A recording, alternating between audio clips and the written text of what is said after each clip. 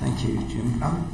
Can I just ask briefly about science? People like me can't sort of really argue with science. We're not sort of clever enough, as a soldier till sort of 18 months ago. But you are very much specialists in this field. What people come and do is they give us evidence, and we then take that evidence and draw conclusions. One of their key strands of evidence is that there are some areas in the world where only mefloquine will work to provide defence. Only mefloquine. Is that true? Oh no. And this is an unfortunate occurrence that seems to emerge from these hearings. Some of the documents I've reviewed from MOD allude to this, allude to the idea that there are certain drugs, not naming the drug, that are more or less effective in certain areas. We should be perfectly clear.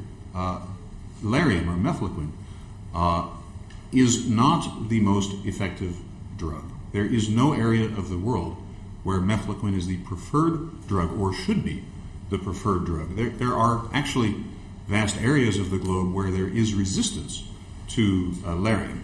Contrast this with the other two medications that are commonly used, doxycycline and malaria. There is no resistance anywhere to doxycycline. This drug can be administered for deployments worldwide, beginning a few days prior to deployments, fairly well tolerated.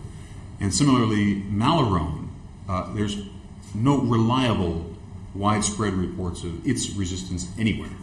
And for many reasons, it is the preferred drug for short notice deployments, particularly to highly endemic areas such as Africa. The U.S. military has considered this issue very carefully, and beginning in 2011 issued a series of escalating policy documents describing the rationale for the preferred use of malarone over mefloquine.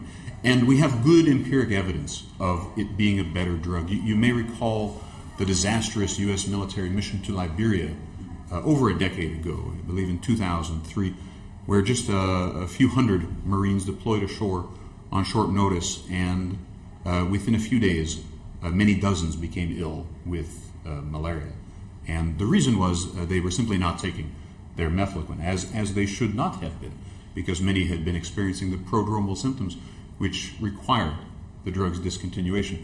They didn't feel comfortable admitting this to their officers, and so when asked, they claimed they had simply forgotten. But we know, retrospectively, speaking with a few of these Marines, that they just didn't take it because they knew it made them ill.